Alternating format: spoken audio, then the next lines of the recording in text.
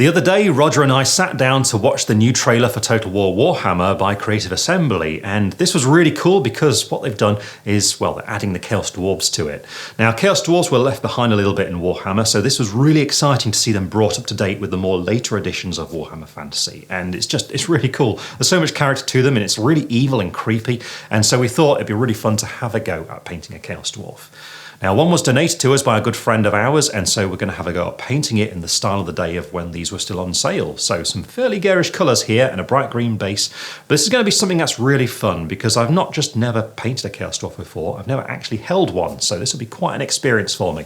I hope you enjoy it. I'll see you at the desk.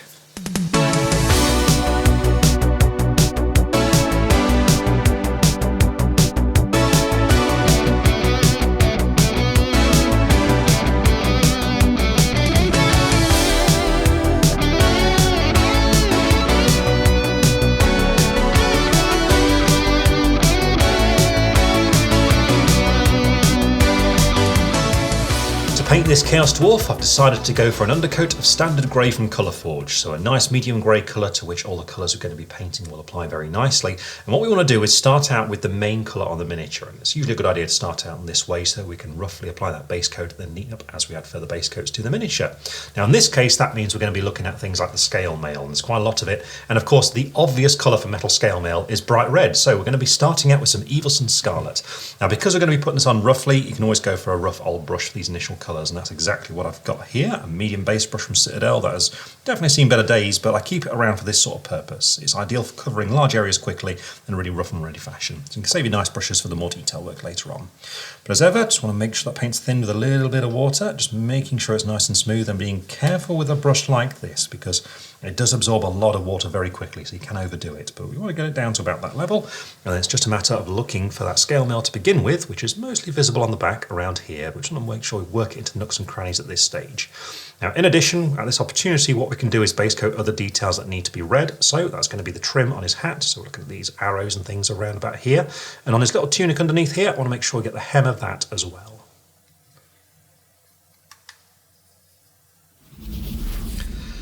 And there we go, I've base coated all the red quite roughly, including, as you can see, on those little chaos arrows on the end of the blunderbuss. And speaking of the blunderbuss, you'll notice I haven't drilled it out, and that's because I don't have access to an industrial sized drill that could remove that much metal. So don't worry about it, we'll just paint it black later on. But now what I'm going to do is apply a wash onto that red, and because I don't want to lose the vibrancy of it, I'm just going to use a red wash. So what I've got is some Carroburg Crimson, which is a very strong wash, so I'm going to dilute it with some Lahmian Medium, just to take the edge off it, whilst also retaining the same properties of the paint. So what we need to do is get that ready, and to do it I'm using a medium shade brush here from Citadel, so a good sized brush for this sort of thing. Just want to get a little puddle of this ready on the palette, so there we go, 3 brushfuls should be about enough. And then it's time to get some of that medium. Now remember, when you're using medium, just make sure your brush is clean before you pick any of it up, because you don't want to contaminate it with any colour. But with this, I'm just going to get 1 brushful, mix that in so it's just thinned down slightly, and then it's a matter of painting this all over the red. So this is in particular going to be on that scale mail because I really want to bring some of the texture out of it. So for example, around here, I just want to make sure it's washed all over and worked into all those nooks and crannies.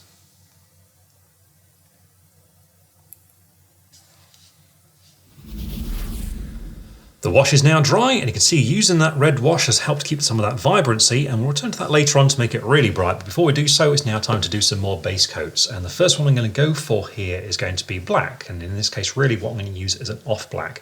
The reason why I like to do this is because we can shade it down later to get some depth in there, and so the colour I've picked out for this is some Death Reaper. To apply, I'm going to go for a medium sized brush now because it's time to be more accurate as we start working amongst other details. So a size 1, it's a good size for this from Art Opus here, and with it all I'm going to do is make sure the paint's nicely thinned as ever, and then this allows that control as I start to base coat these parts in. What I'm looking for here is going to be all of his hair first of all, including that mighty beard that he's got around about here, but also I'm looking for the tunic showing through amongst that scale armour. So for example, this little bit of it just down here.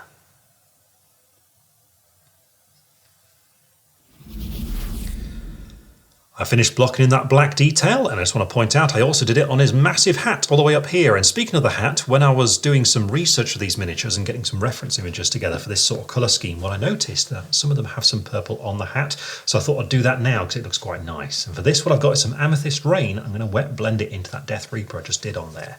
Now to do this, I've gone for a slightly smaller brush. I've gone down to a size 0 here for a little bit more control. And for this, what I want to do first of all is, well, make sure that I divide the areas up correctly by first of all making the top of it quite strongly purple, but then as we get past the red band we've got on there, start to fade it around that point. So to do that, what we need to do first of all is just get some of the Death Reaper, and what I'm going to do is apply this on the miniature around this sort of region just here where I want the purple to fade into it. So I just want to get some of that wet paint in that region just there, and then without even washing my brush, I'm just going to grab some of the Amethyst Rayne and just get it in there on the top, so this sort of area here, and go back and forth so it draws it into the black, and that way we get that fade happening just there. Now, as I mentioned, that little band, that's this one right here. I want to make sure above it the purple is stronger. So in this area here, I'm just going to layer it on, just making sure I block in the area there like that, and this way we get that purple fading into the black.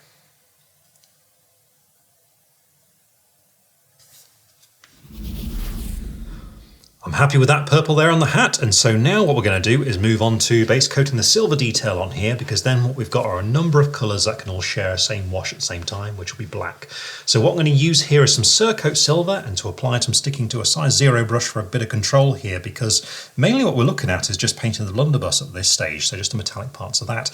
As ever, just going to make sure the paint's thinned and ready for the purpose, and then it's time to start looking for all the metallic details here on his gun.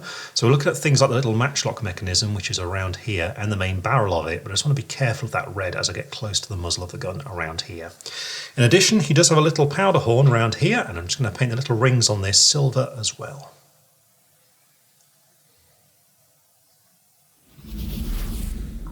The silver's on now, so it's time for that black wash, and in this case what I want to go for is some Oblivion Black wash, and this is just going to be over the black details and that bit of purple that we just added in there, but also the silver too, to get that shading and definition on these parts. To apply it, I'm sticking to my size 0 brush for that control, because I want to work in amongst all the red that we've got on there so far, and it's also a matter of, with washes like this, just to use the palette to make sure you don't put on too much at once. So just use it to adjust how much is on your brush. When you're comfortable, it's time to get going. And so as I mentioned, I'm looking to paint it over the black and the silver. When I get to the hat where that purple is, because I want some of that colour to show through a little bit more and not be quite so stained as the other areas, what I'm going to do here is instead paint it more in the recesses. So we're looking at corners around areas just here, and just in that part right there to get that definition between the red and the purple and the black.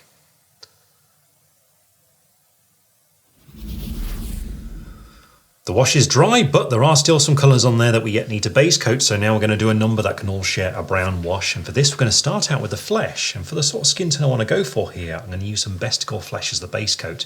Now once that's done, there's then some wood and some leather details to base coat using some Skrag brown, so a nice sort of punchy orangey brown. Then finally there's some bone coloured details we'll need to paint as well, and for this I'm going to use some Skeleton Legion. But first of all, what we need is Bestigor flesh, and for this I'm sticking to my size 0 brush, but around the face I sort of expect an even smaller one might be needed to actually get in amongst all the hair and the beard and everything. But throughout all of this, it's a matter of, again, making sure the paint's thinned and ready, so just diluting it down to about this point here so it's nice and smooth, and then it's time to just start looking for all the skin. So what we're going to go for here are the hands and of course that face, and it's around the face we do need to be careful, and it's just a matter of carefully working it in and switching to a smaller brush when needed.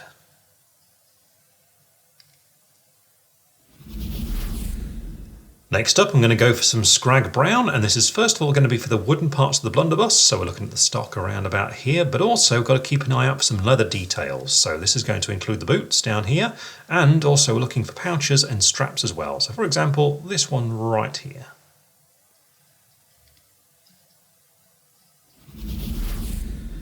And finally, we need some Skeleton Legion, and this is going to be for a few details, starting out with the actual bone part of the powder horn, so that's going to be areas such as in between these little metal bands right here. Also what we need to do is pick out the little, well, piece of rope really that appears on the matchlock of the blunderbuss, so we're looking at this part right here, and then finally we've got this skull design on the front of his hat.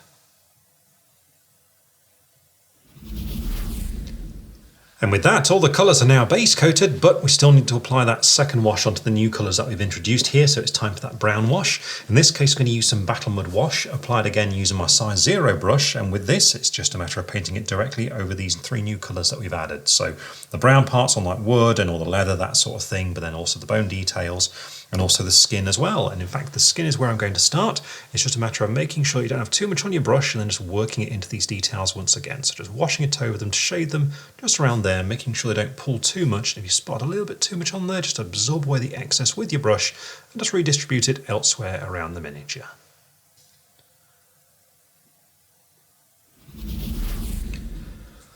The wash is dry, so it's time to start beginning the process of brightening things up and then moving on to highlights. And for this, we're going to start out with that flesh first of all, particularly around the face because it's so buried deep in amongst all of that hair. It's quite tricky to get to. So we'll do it now, then we can always neaten up if we catch any details around it as we move on. So what we're going to need to do is return to Bestigor flesh here, and to apply it, I've gone right down now to a size 00 brush for lots of control because it's just finer features now that we're going to start picking out. Essentially, we're looking to pick out the more raised up areas and the flatter areas whilst avoiding the deepest recesses. Having a brush like this sort of size, this kind of point is really going to help out with that. So, as I say, what we want to do is start looking for these flatter parts and the parts that are standing out more, and the nose is an obvious example of this, so we just want to thinly apply it onto this area just here and around the side, just following it there. But you can see how along the side of the nose it does dip in a little bit, so that's why I'm avoiding that part, leaving it darker so as to retain that definition. Same is true as we get further down into the face around here where we're looking for the cheeks, so we just want to dot it in there to pick this area out. We've got the lower eyelid just in there too, and just a little bit up the side of the face, so there, like that. Same is true when we get to the hands where we're looking to pick out the fingers, and again avoiding those recesses in between each one.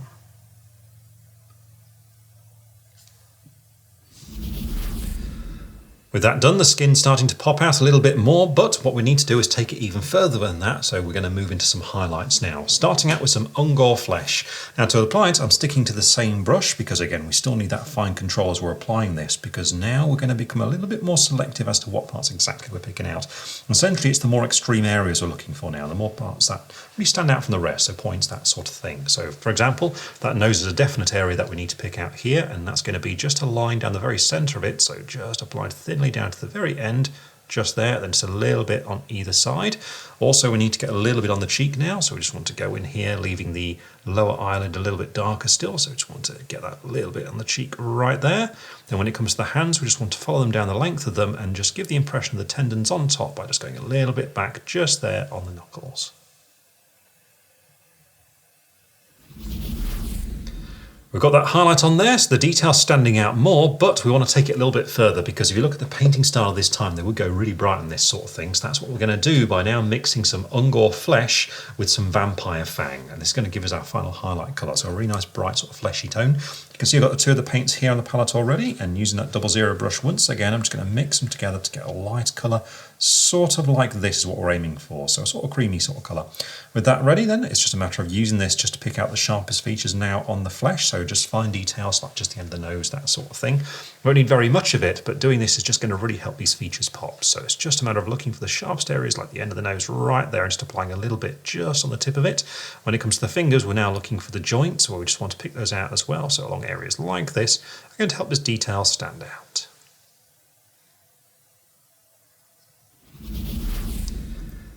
And with that, the skin is complete, and I'm sure you can notice this has got a little bit more contrast than we normally do for the skin. It's a little bit more punchy, but this is the style I used to do back in the day where everything was very bright and, well, quite in your face really, which brings us back to the armour because now it's time to layer that red to make it nice and bright once again. So for this, I'm going to use some Evil Sunz Scarlet applied with the size 0 brush, I think for this one, about the right sort of size for what we're doing here. And what I'm aiming to do with this is to reapply it to these red areas, but this time to avoid those recesses, like we did with the skin really. It's just going to be on a larger scale, and of course there is quite a lot of scale mail on there, such as on the back just here, where we do need to avoid those recesses. So what I'm going to do is just take my time, picking out each scale just like this, just making sure I get those raised up textures just there and just there, so they're nice and bright once again, but we still retain the definition from all of that wash. With that done, the red is nice and bright once more, so ideal for the time frame of painting style that we're looking for here, and we'll make it even brighter when the highlights come along. But before we do so, what we've got to do now is layer a few more colours. So we're going to start out with the silver, and for this I'm going to use some Surcoat silver, and then it's back to the stock of the gun. For this we're going to return to Skrag brown, and then finally we've got to go back to that bone detail, and for this we're going to go back to some Skeleton Legion. But first of all, what we need is that Surcoat silver, and for this I'm going right down to my small brush, the size 00, because it's quite intricate around the muzzle of the blunderbuss. blunderbuss in particular, so I want to be really careful as we're painting that sort of part in. So once the paint's thinned and ready, it's just a matter of looking for that area, and so we're looking at this metal around about this point here. Just want to carefully apply this colour into the flat middle area, avoiding the recesses so as to retain that definition we got there from that wash. Next up, we're ready for some Skrag brown, and this is going to be mainly for the wood that appears on the stock here of the blunderbuss. And when applying this, rather than just layering the whole area, what I'm going to do is just apply it as some lines just to give the faint appearance of a little bit of wood grain on there. So just a few little dashes along here like this, following it all the way up towards the muzzle of the gun, so on just underneath around about here. And then finally, we're back to some Skeleton Legion to layer the bone coloured details to make them nice and bright and clean as well.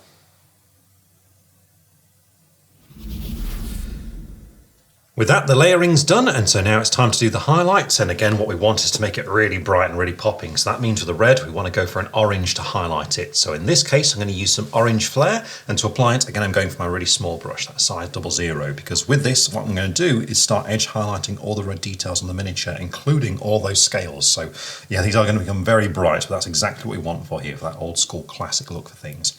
Now I just want to make sure the paint's thin and a little bit translucent, which with orange paints is generally pretty easy because they tend to be this way. But this way, it's going to blend nicely into that red beneath it and get those smooth transitions to our highlights. And so with that prepared, it's time to start looking for those edges. And again, the scales are the main part that we're going to be doing here. And it's going to be the trickiest part of painting the miniature because I'm looking for that raised up texture that we've got, and it's just going to be a line on each part of it. So just there and just there. With this sort of thing, once you get into a rhythm with it, it actually goes quite quickly. But you just got to find that comfortable position where you can just start swishing the brush downwards almost, following that raised up area to get the highlight going along each one.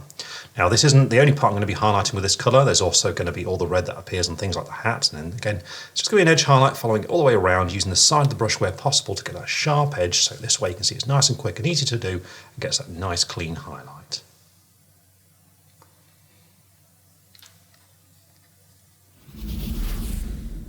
We've got that highlight on there now. You can see on all the scale mail on the back as well. And so with that done, what we can now do is move on to highlighting the next colour, which is going to be the black. And so it's going to be that mighty beard, but also the other black details that appear around the miniature. For this, we're going to start out with some Dungeonstone Grey as a dark grey highlight, and then we want to go to a light grey. So here I'm going to use some Carcharadon Grey.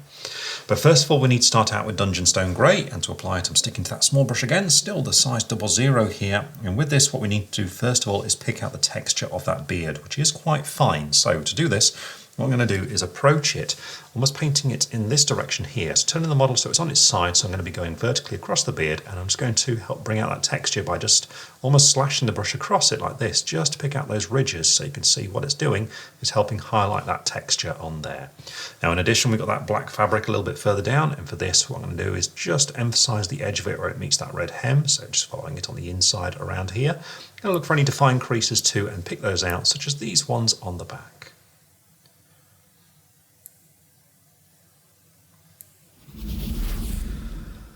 Once that's done, we can move on to a lighter grey. So here I'm using some Carcharadon Grey, and with this what I want to do is emphasise that texture a little bit more, which is going to be, to begin with, at the bottom of the beard are these rolls we've got here, just to highlight on the very end of them, so these areas down here, and then on the actual main body of it going further up, I'm just going to add one or two very fine lines just to, again, help bring out that texture. Just a few, not loads, but just little bits there like that. And also we want to highlight the other parts of the hair, such as on the top of the moustache here. Again, it's just going to be a few lines on this texture just to help it pop out towards the top, so looking towards our light source coming down.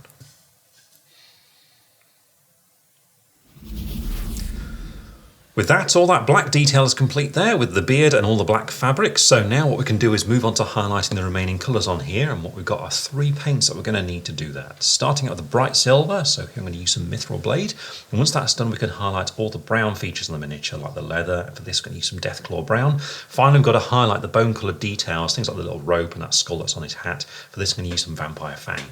But first of all, what we need is the bright silver, so some Mythril Blade, and for this again I'm going for the 00 brush because there's not really that much we need to pick out here. It's just going with the sharper features of the silver wherever they do stand out, which most of the time is really going to be on the blunderbuss, especially around that matchlock mechanism.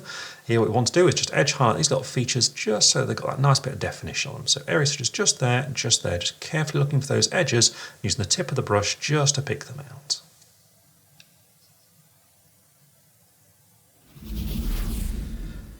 We're now ready for some Deathclaw brown, and this is going to be to first of all finish off the wood that appears on the blunderbuss. So we want to do an edge highlight for this, looking for all those corners and gently following along each one. But when it comes to things like the leather, here we're just looking for parts that will catch the light. So in the case of these boots here, it's just going to be a little crescent of this colour just towards the end of each one.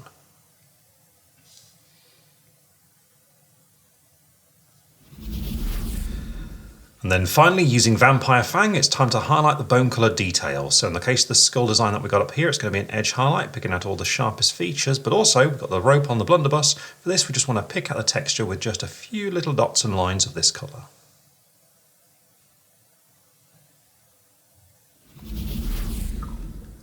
And with that, all those colours are now highlighted, and there's just one more thing we need to paint before we move on to the base, and that is the muzzle just here of the blunderbuss, because remember earlier on we said we'd paint it black. Now's the time to do that, and for this what we need is a pitch black. So I'm going to use some Doom Death Black here. To apply it, I've got my size 0 brush, but really any sort of medium-sized brush would work just fine for this. But the trick to it is just making this round essentially, and just being careful when you get towards the edge where the red part is of the muzzle of the gun. So with it, definitely make sure it's thinned down for control for this sort of thing, and then what we want to do is just start in the middle of it, so this sort of area here, and then just gradually bring the paint up to the edge. Now to get that nice smooth finish to it, the trick is just to make your hands as steady as possible and just gradually work it up to that area and then gently curve it around there like that. Now being comfortable is the key thing here, so you're nice and steady. So remember, if you're doing something like this, just turn the model as you need to make sure you're comfortable so that you have that steady hand. So again, you can just bring the paint up to that edge.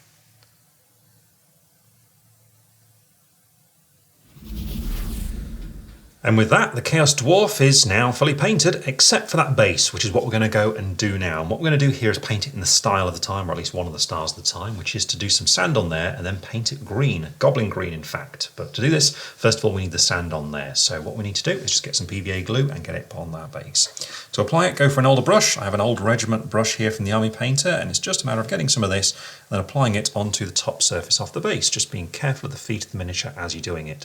Now with older miniatures like this, you may find that on the actual slot of it where the model fits in with the little tab, the slot might be a bit too big, so in that case you'll have gaps, and that was the case just there. You can see what I've done is just filled it in with a little bit of adhesive putty, which is absolutely fine for something like this because it doesn't really go under any pressure. You can use green stuff if you want, the choice is yours, but it's a good idea to do that just so the glue can sit on top of it as you apply it.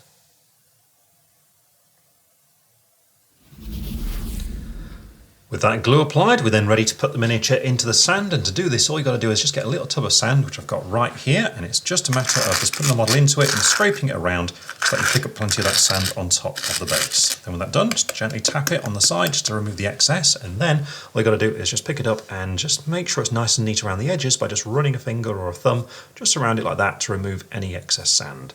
Once that's done, you've just got to let it dry, and it's going to take around about an hour.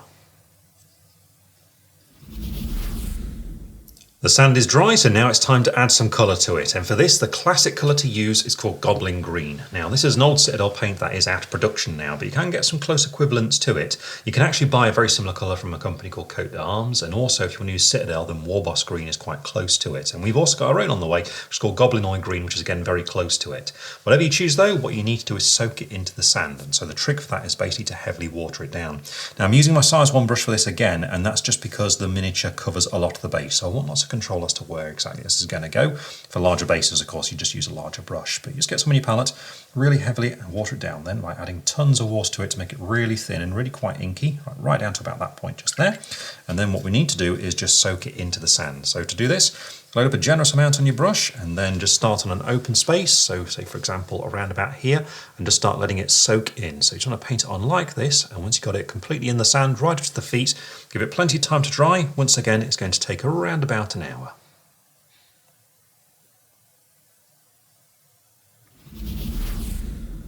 Once that green paint is dry, the next thing to do is to dry brush the texture to really bring it out. And for this, what we need is a sort of sunbursty kind of yellow. So in this case, I'm going to use some Skulker yellow. And once that's on there, the last thing to do is to paint the rim of the base. And for this, we need to go back to Goblin Green. But first of all, what I'm going to use is that yellow, so some Skulker yellow. And to apply it for this sort of thing, what I recommend you use is an old medium-sized brush. That's what I got here from the Army Painter. This is an old regiment brush. And all you got to do is just get some of the bristles and then use the tissue to start rubbing off the excess whilst just keeping a little bit on the brush. So like regular dry brushing, but a brush like this allows a bit more focus so you can avoid getting it on the feet of the miniature. So once that paint's been removed and there's only a little bit left, you're then ready to start applying it, and it's just a matter of just lightly brushing it back and forth across the texture so it catches the raised areas and just picks them out with this yellow.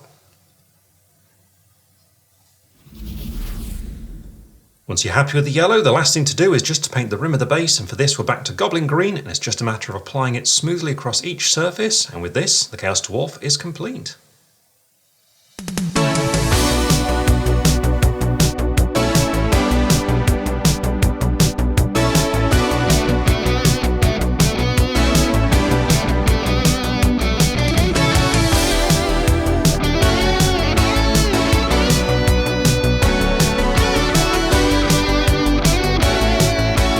And here he is, the completed Chaos Dwarf warrior, ready to go forth and enslave anyone he can to work the forges.